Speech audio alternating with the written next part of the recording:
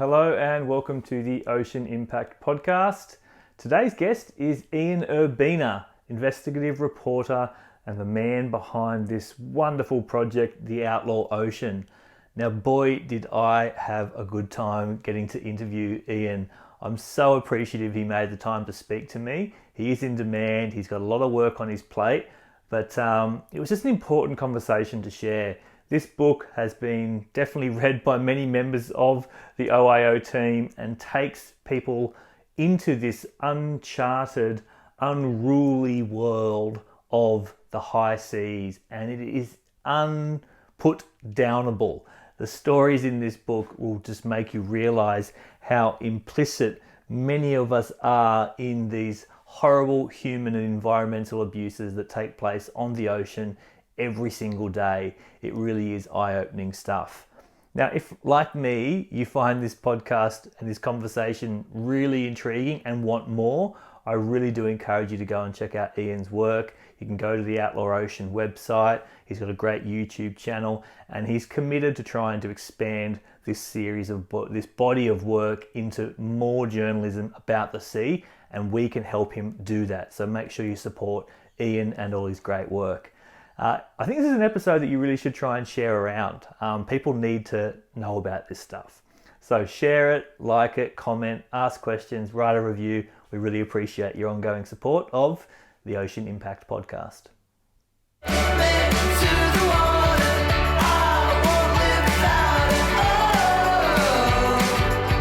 Can't take the ocean out of me.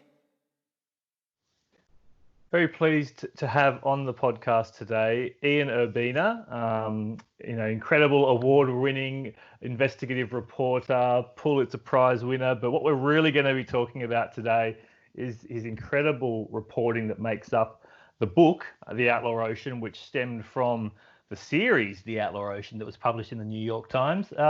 Thanks for being here, Ian. Thank you for having me. Let's start where I always like to start, which is at the beginning of you. Tell us a little bit about you and specifically your relationship with the ocean and how that's evolved over time. So I did not grow up, with a deep relationship with the ocean. It amounted to summer, beach trips, but never really sailing or any sort of maritime activity. And then I was in grad school doing a doctoral dissertation on anthropology, and was pretty burnt out about 4 years into it, and wanted to take a break, and decided the furthest place I could get away from the cold Chicago winters was taking a job on a ship as an anthropologist, and the ship was anchored in Singapore. And I thought I would, take 4 or 5 months doing that and recharge the battery. And so I flew to Singapore and got on the ship, and the ship never left port. There was some huge snafu with paperwork, and so we were stuck there in port. And I ended up spending a whole lot of time with a wild variety of seafarers, merchant mariners and super yacht, deckhands and fishing boat crew, and was just, again, very anthropologically riveted by the kind of diaspora tribe that is that workforce, and A, how huge they are, and B, how invisible they are, and sort of how diverse their experience is, and to some degree how they really are a tribe, own language and own codes of conduct and own life experience that's very different than anything I had ever encountered. So that was my first kind of exposure to the sea. It was really to seafarers, and I kind of harbored from that day forward this desire to find a way to work on those people, tell their stories. So you've spent then a career in investigative reporting, and then had the chance in 2014 to basically start this series, The Outlaw Ocean. Could you tell us a little bit about how your career in investigative reporting led to the point where you could actually go out there with the support of the New York Times to start creating this series?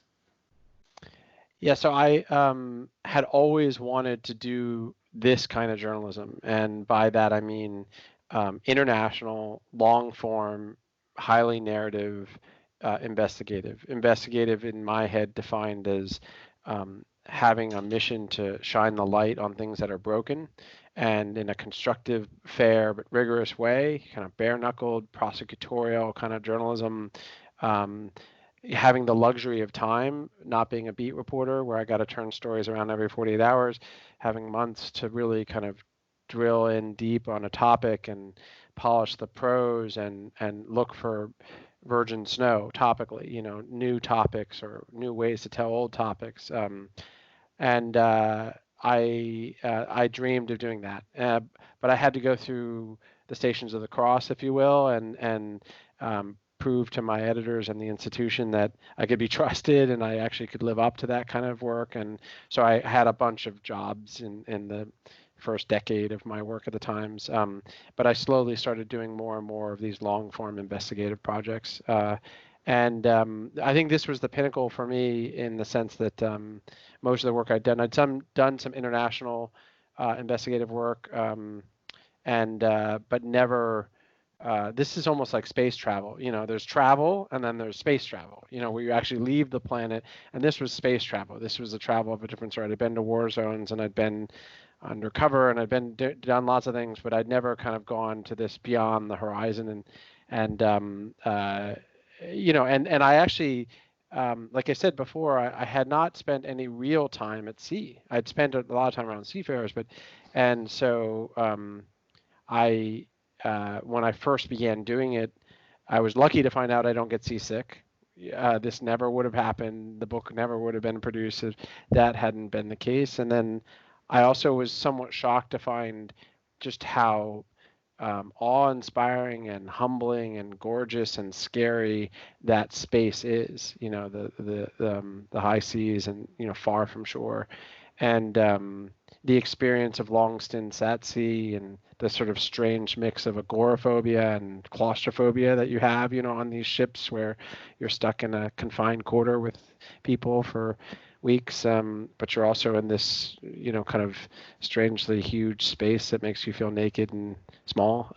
So all those things I think were really mind-blowing and kind of got me addicted to it. So you're given then the ticket and the approval to start the series. You then spent basically 5 years creating it. Give people a bit of a snapshot of what is the Outlaw Ocean series and the book. What did you set out to do and what have you achieved? Yes, I mean, at its core, the one of the initial and kind of fundamental ambitions journalistically of the reporting was, number one, these were methodological ambitions. We want to do this in a certain way and differently than we thought it had been done before. So number one, let's go. If 2/3 of the planet is water and much of that space is high seas, my observation was there's a lot of advocacy and a lot of academic research, but not a whole lot of journalism that comes out of that space.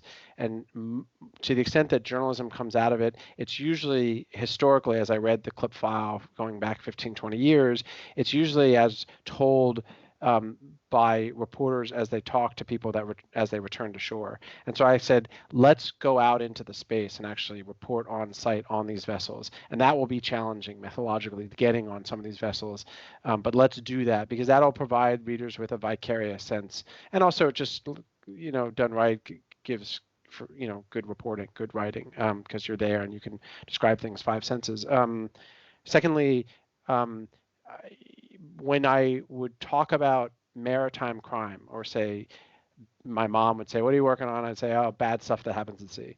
Immediately, the response from anyone would be, "Oh, so like Somali piracy and the BP spill." Like that was the spectrum, largely for Hollywood reasons, of what people thought about as bad behavior at sea.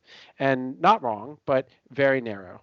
And my goal was to say, yes, but let's expand that taxonomy much wider and show them that there's a diversity of not all bad, but a lot of bad things happening out there, and a diversity of types of characters out there. So that taxonomy or that spectrum ultimately, was broadened to include, murder of stowaways in the post 9/11 era, and sort of how abuses of stowaways are occurring more and differently. Not spills like the BP, but intentional dumping of oil and other waste, to the tune of, more oil is dumped by ships intentionally every 3 years than the BP and the Valdez spill combined. Why? How?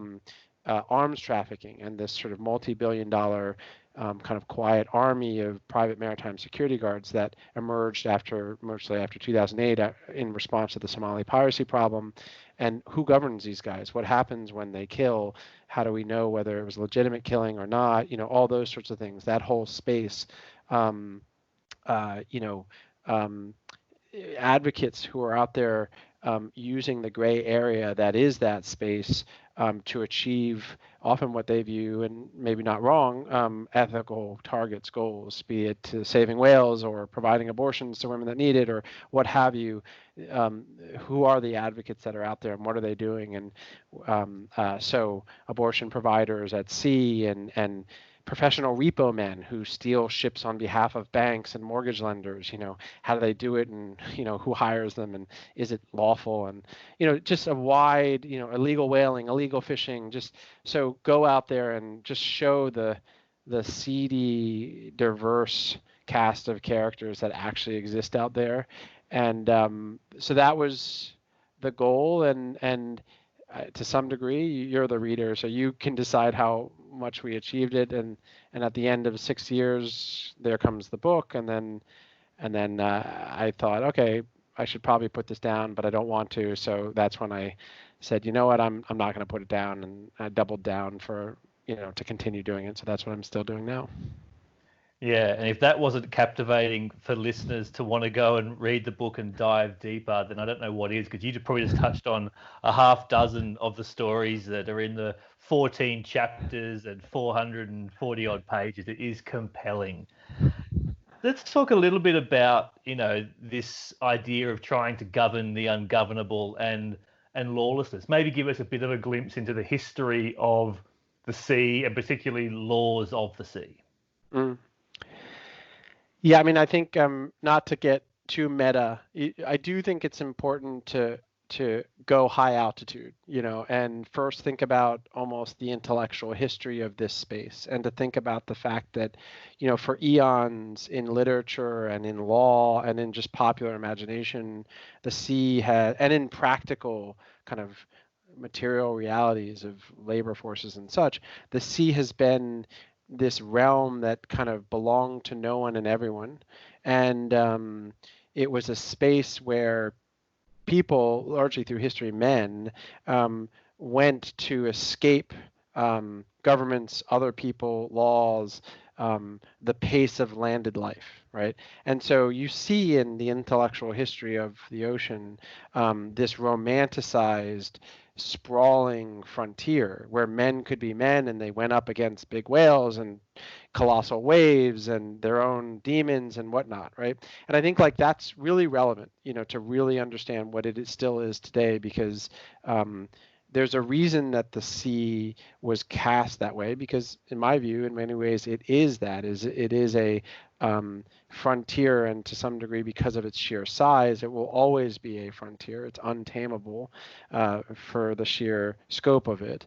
And okay, now I think now to move outside of literature and ideas into the realm of law, the very legal history around the space was one in which, for reasons of piracies and privateers and the rise of modern capitalism and global commerce, the high seas, the international waters, became, as nation states emerged, as countries emerged, they kind of realized, hey, look, we need to all agree that space is everyone's, right?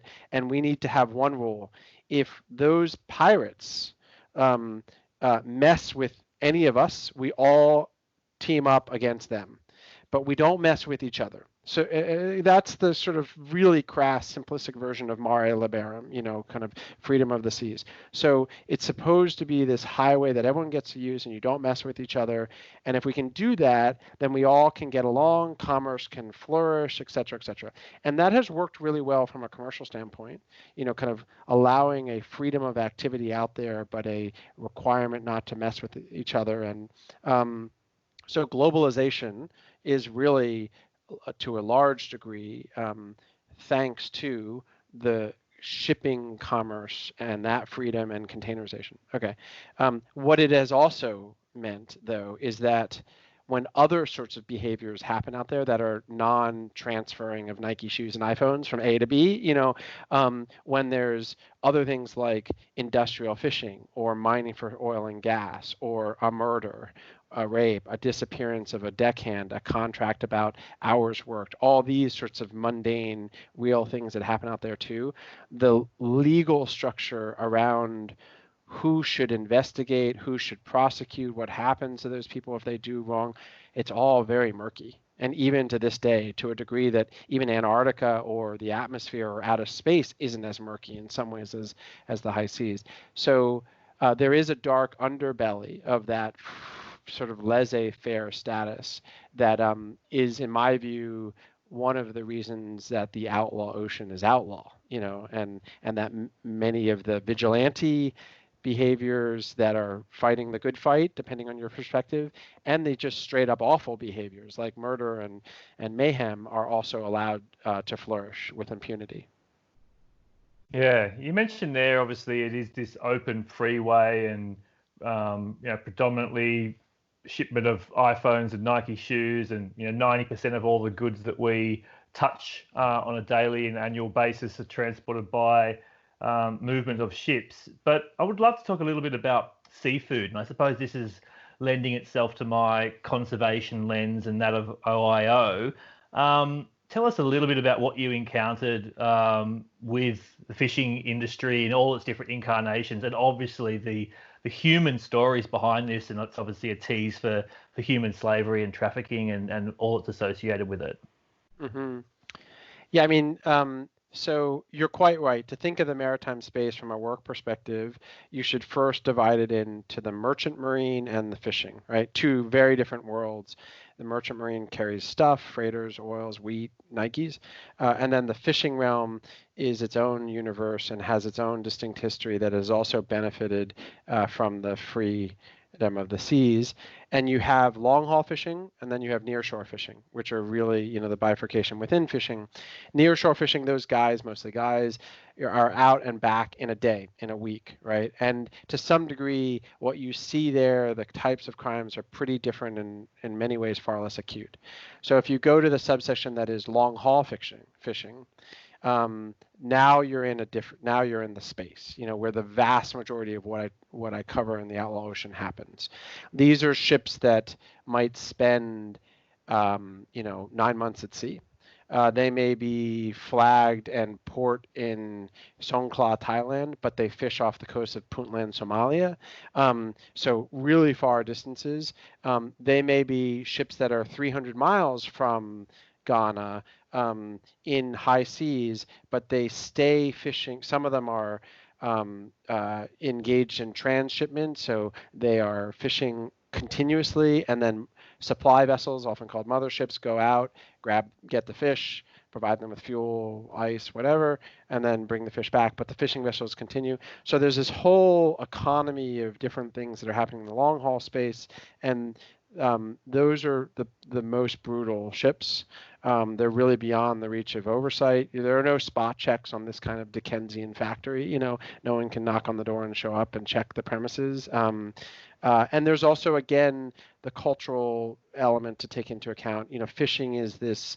I've covered truck driving, coal mining, and a bunch of industries that are pretty masculine, insular, rough guy, type, oil and gas, and none compares to fishing, because there's a military culture on the vessel in which there's this very strict hierarchy, and captain is God, and just the mere geography of being out there for so long also makes it, bad things can happen out there, and it's easier to get away with them: murder, disappearing people, abuses.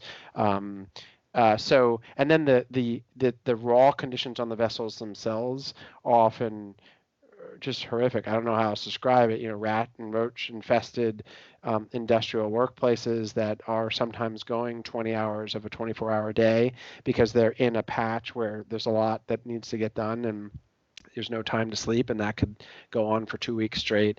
And what's funny, or dark is probably the better word, is that the history of law around fishing has always been exceptionalist. So a lot of the modern labor laws that put weekends and 8-hour, 9-hour days and these sorts of things do not legally apply in fishing, and that's largely because through time the fishing industry has somewhat legitimately, but mostly just self-servingly, argued that we're not like other industries, and when we hit, it may take 2 weeks for us to get to the fishing grounds, and when we're in the fishing grounds, I need those guys to work 20-hour days because we have to get the job done while the school of fish is there, and they can't work the legal Australian limit of a 9-hour day and 5 hours off, and for us to break even. So there are all these, through time, these special carve-outs that have been afforded fishing that fostered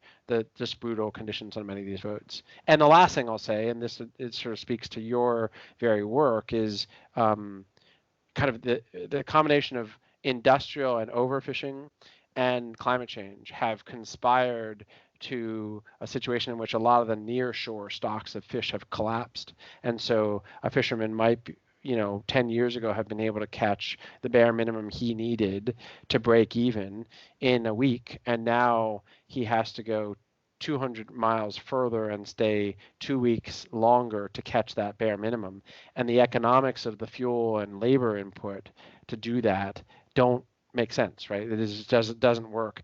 And what that constellation of factors has incentivized dark behavior like the use of forced labor or migrant labor, or just labor that you then bamboozle and don't pay. Say, oh, I'm wiring the money back to your family, don't worry about it, and then you let off and no money was sent. And these things have become more commonplace as the competition within fishing has gotten more acute.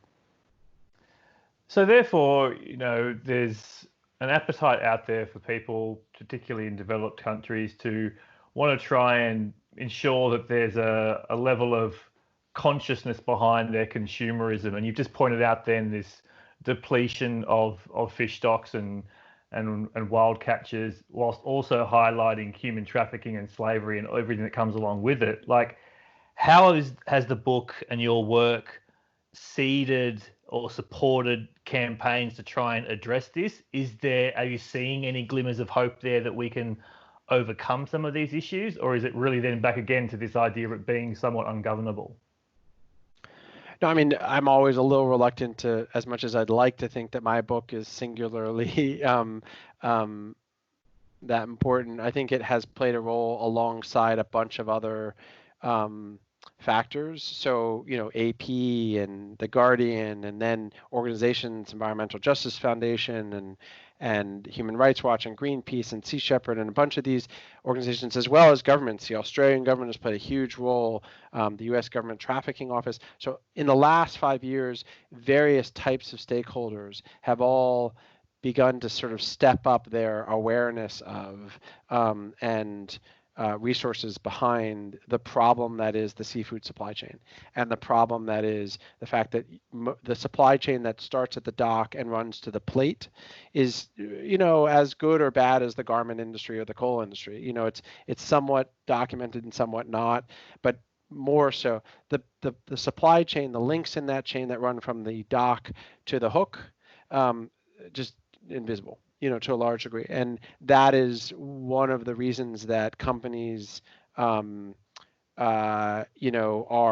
to be blamed, that they have allowed and even benefited from all sorts of bad things that happen at that end of the supply chain, because they haven't wanted to, and in some cases they've even resisted being able to answer, hey, do you know where that fish came from? Do you know the conditions from the vessel? Can you tell me each step of the way? Do you know all of these key questions that would provide supply chain transparency? I think the book has, and just sort of the Outlaw Ocean reporting in general, alongside all these other players, has the conversation in general has, I think, raised public awareness. I think a lot of people who knew very little before about sea slavery or ocean dumping or arms trafficking or what have you, or overfishing, now know a little bit more about it because we've been working on it. And I also think that one of the things that I personally have been eager to push is that there was a problematic divide between the fish people and the human rights people. There was like the environmental community was really focused on dolphin-free tuna and plastic, ocean plastic and stuff like the ocean issues, very important marine issues, but they really were somewhat ignorant of the above the waterline concerns about the humans. And then the human folks, the anti-trafficking folks, anti-slavery folks, were really focused on the humans, but they were really not seeing how those problems feed off of and contribute to the marine issues. And the organizations, also didn't play nice with each other. And within governments, the State Department in the U.S., the anti-trafficking folks, were not even going to the conferences or the meetings that the NOAA, the National Oceanic and Atmospheric Administration, the marine people were going.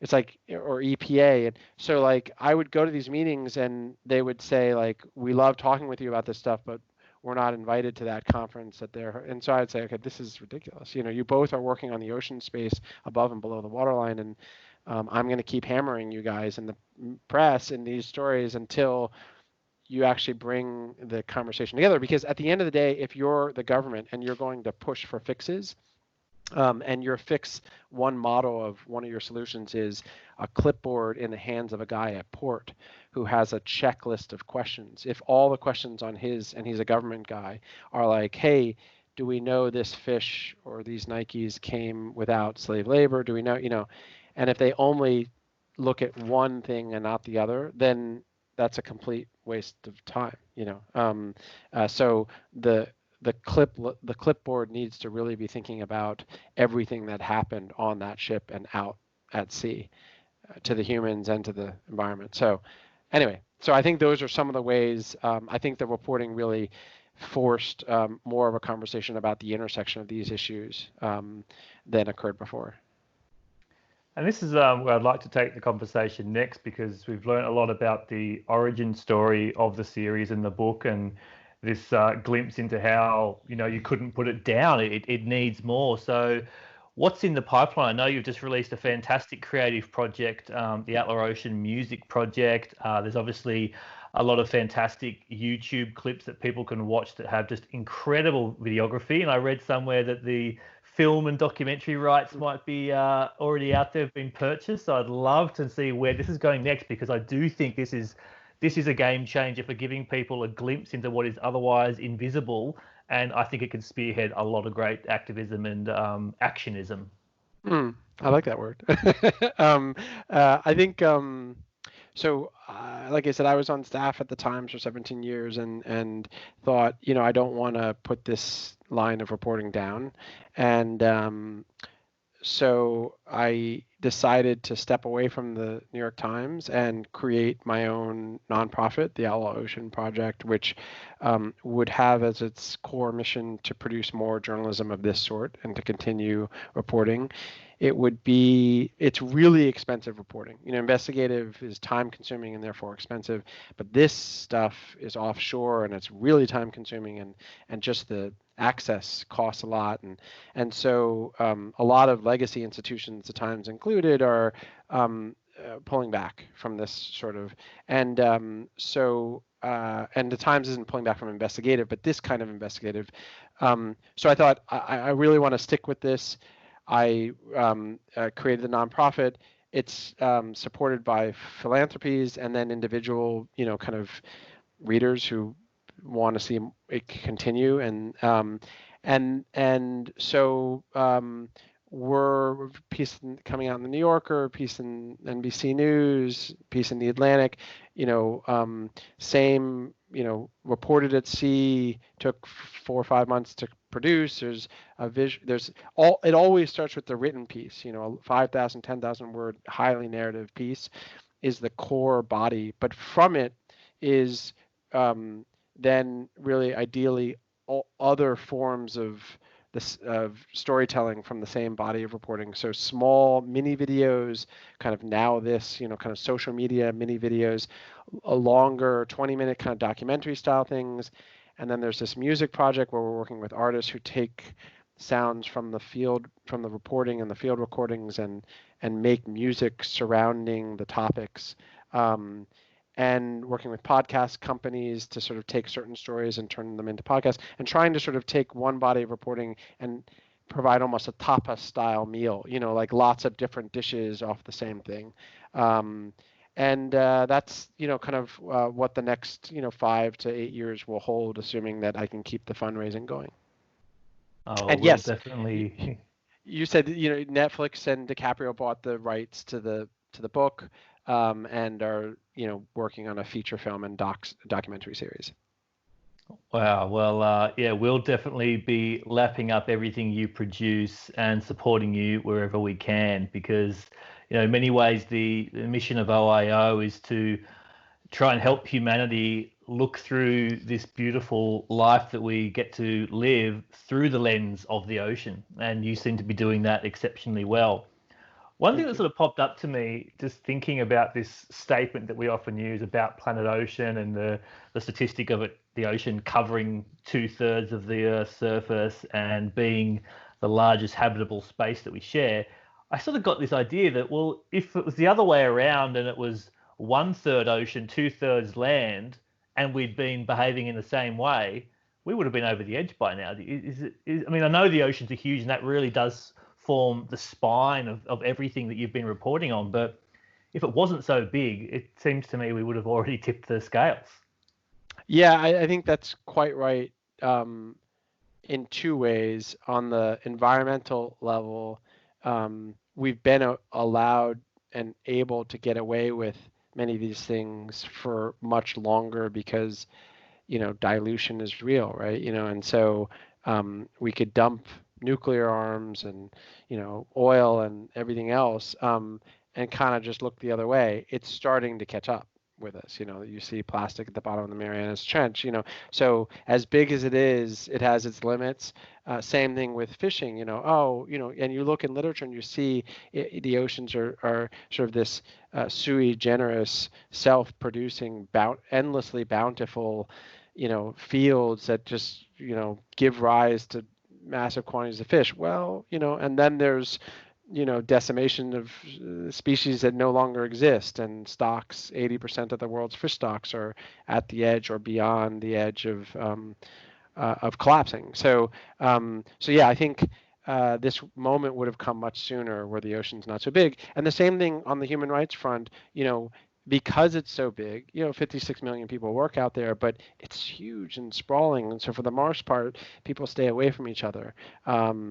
But at the same time, when you're looking at the Chinese fleet having 1 million boats, like there are a lot of players out there, and they're often going to the same areas. You look at these, armed clashes happening in the South China Sea over the Spratly Islands over fossil fuels. It's sprawling, but the valuable stuff is often in certain areas, and a lot of players are coming there, and that's when things start getting thorny. Yeah, absolutely. I'd love to talk a little bit about sort of deep sea mining. It's still only an emerging issue being sort of spoken about in Australia, in this part of the world, but I know it's certainly becoming very topical and of concern in other areas. You went and reported on some proposed mining off the coast of Brazil. I'd love you to sort of tell us a little bit about that particular story, as well as what it's like to go down in that submersible for someone who, is maybe just describing what it's like to go down to the deep ocean and look at some of these, old coral systems. Yeah, I mean, I think so. I think it's important to think of the different types of industrial activity happening on the seafloor, and to first again think of, if the oceans and the high seas are a frontier beyond the frontier, then the seafloor of the high seas are a frontier beyond that, right? In terms of invisibility, in terms of governance, um, and yet there's a lot of valuable stuff down there. And below the seafloor, oil and gas. On the seafloor, manganese nodules and these precious metals that make our iPhones go. And then bioprospecting, the cure for AIDS or COVID, or possibly in the jellyfish. So there's a lot of lucrative, very enticing things down there that various players want to get access to, and therefore the story you reference off the coast of Brazil was a story largely about oil and gas, sort of traditional drilling operations that had been approved to do their thing, off the coast of Brazil, especially and worryingly close to the mouth of the Amazon, and also perilously close to this huge coral reef system that was very unusual in various biological ways. And a fight that ensued between these oil companies and the Brazilian government sort of behind them, and these Brazilian scientists and Greenpeace activists behind them. And that story was to some degree a clash that has been unfolding for a couple decades now, over oil and gas interests, and also as technology has allowed for drilling to happen in deeper waters in the Arctic and all sorts of, harder climates. Companies have gotten more daring, and the risks of a spill have gotten more severe. Then there's this other kind of mining that you also referenced, seabed mining, which is very nascent. The technology is kind of just arriving to its capabilities. The zoning system for the governing body at the UN, the Seabed Mining Authority, that allows companies to go after this stuff is also really murky and pretty young in its governing abilities. And the players that want to get access to that stuff, and the stuff that they're seeking are these manganese nodules and other precious metals that are super essential in the green economy, and the high-tech economy. So from iPhones to long-lasting batteries, all things that we desperately are addicted to, iPhones, or really need long-lasting batteries, to like survive climate change. So the dark underbelly is, where are we going to get the stuff that allows for those solutions? And are we going to create new problems in the attempt to solve old ones? And that's the seabed mining conundrum. And again, it's a type of industrial activity that happens way far from land, deep in the water where no one's around, and often off the coast of countries that don't have any capability to police their fishing, much less police these guys. Like they don't have submarines, they don't have long haul boats that can go out and check on these rigs. So all that spells for some real legitimate worries about that type of mining, which is starting to pick up now. Yeah. Okay. Great. And thanks for the clarification there about that Brazil story and the oil and gas companies. Going down in that sub though, what's it like to go down in these submersibles, and what depth were you at in that particular instance?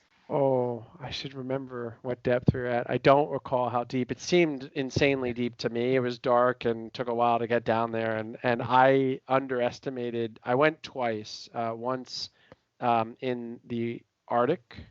Were we in the Antarctic or the Arctic? We were in the Antarctic, and the other time I went off the coast of Brazil. So very different types of climates, but the same submersible, same company. The first time I went, I was very blasé about the whole thing, and I got in there, and the vessel is tiny. It looks like a Mini Cooper. It's very cute and pretty, and I was with a guy I've known forever, this guy named John Hocevar, head of oceans operations at Greenpeace, and he knows how to drive these things. But you're cordoned off from him. He was in his own little bubble, part of the same vehicle, and I was over in mine, and we can talk to each other through a headset, but we are in our own isolated space.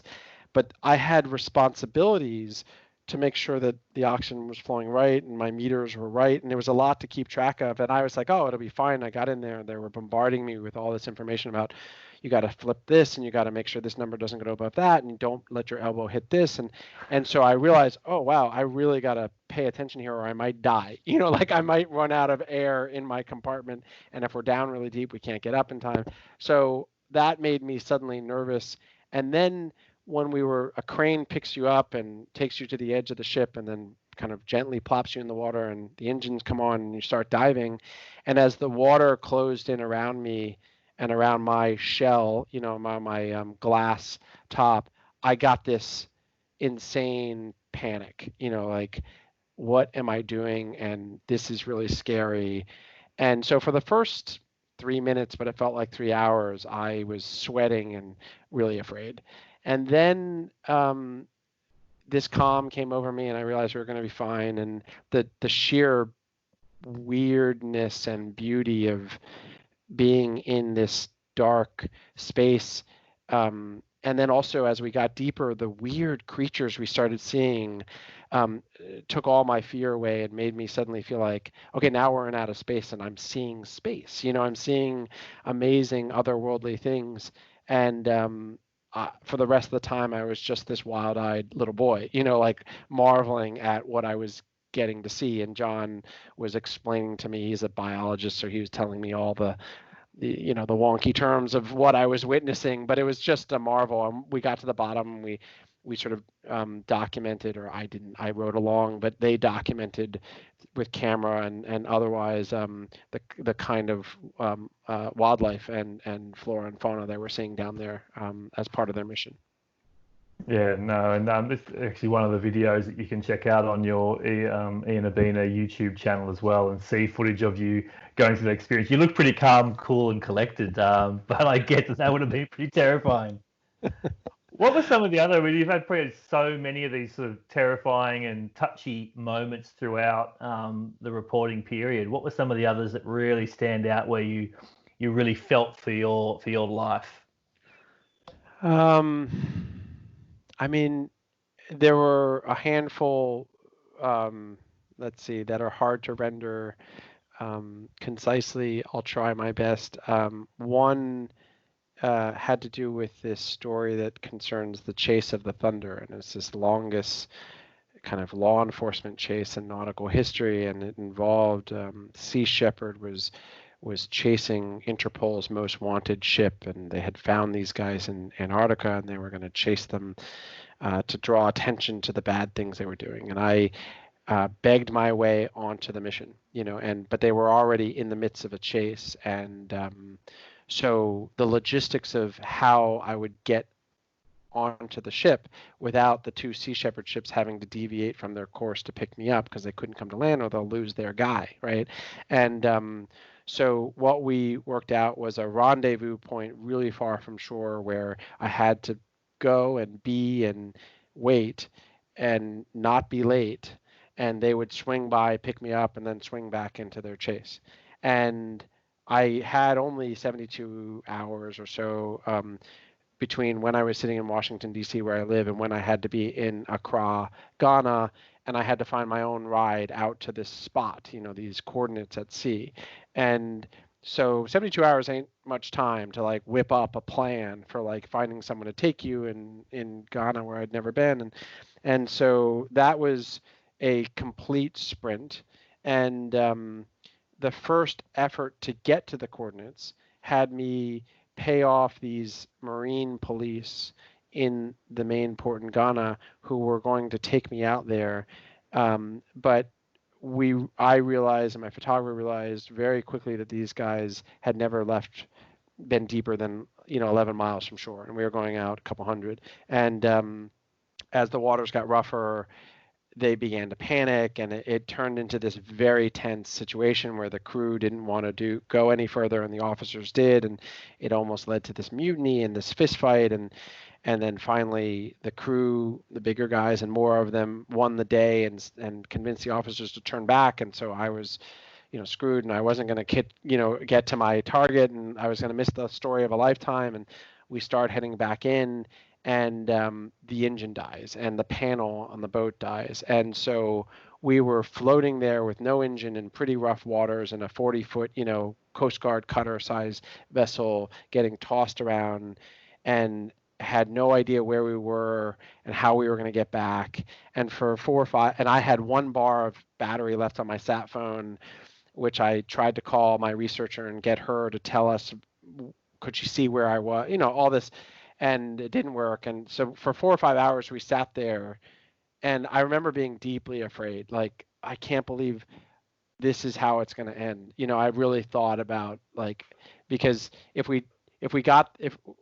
yeah, I mean, there are lots of ways that could have ended extremely poorly, because we were really far from shore. We had no radio capabilities, and we were going to drift into not friendly waters pretty soon, if not out to sea. And it was just like, but anyway, well, a lucky fate was a fishing vessel came close enough that we could show lights, and they came over. And anyway, we got back to shore. I found another vessel, took us out to the coordinates. I got on the, it all ended up working out. But for those 4 hours, I was really scared. I love that you got straight back on the horse and made your date with the Sea Shepherd. We've actually spoken a little bit about the Chasing the Thunder on the podcast before with the CEO of Austral Fisheries, whose vessel, the Atlas Cove, came to join the final piece of the chase. Yeah, they did great work. Yeah, they were super inspiring. Yeah, and sort of we touched on it a little bit earlier, but there's an example, I suppose, of a fishery with legitimate players who are doing the right thing, who have benefited from a crackdown on illegal fishing of toothfish down in the Southern Ocean. So there is some good news stories out there. We're going to wrap things up pretty soon, Ian, but I suppose just once again, I'm going to try and claw our way back to thinking with our solutionist brains on and what can happen here. And it does feel to me that maybe one of the things that we haven't quite touched on yet is the power of the families and the companies that ultimately are the top of the hierarchy when it comes to either the merchant side or the fishing side. Now, one of the things we say with OIO is, like, if sustainability was profitable, then we wouldn't have any problems. So what can we see forecast happening where these huge, powerful families and industries can start to diversify or find other ways that aren't so damaging to people and the ocean and wildlife? Well, I mean, I think I can answer the question from a couple different angles. One, and you tell me which one you're most interested in. One is how might different stakeholders apply pressure on those players, meaning the market players, to help solve the problem. I think that's one question. And separate question is more minute, and that is, what are some of the tools that I think are most promising, for the solving of some of these problems? So which of those two is the one that? Let's go with the first one. Yeah. I mean, I think I do believe that governments are slow-moving beasts, and I personally think that there's more likelihood that solutions will come out of the marketplace by market players than it being legislated. Partially because the space where the problems occur is often outside of one country, and often the players are flagged to one country, ship owned by another, crewed by another, like fishing in a third country. So it gets complicated. But if the fish is going to Walmart, or Whole Foods or the EU, big buyers, then they can, all that jurisdictional stuff goes out the window, and now you have like one funnel, and it becomes an issue of, well, if you want to sell to us, you need to comply with these standards, right? And that's going to raise the price of all the fish that comes through that funnel. So our buyers are going to have to be willing to accept that bump up in cost. But maybe they reach a point where they say, yeah, I'm sick of seeing these stories from people like you and me about all the bad things. So yeah, fine, charge me an extra 50 cents per can of tuna so that those stories won't be there anymore. and that's the cost of the EU or the United States or Walmart to impose standards on any fish that you're going to sell to them.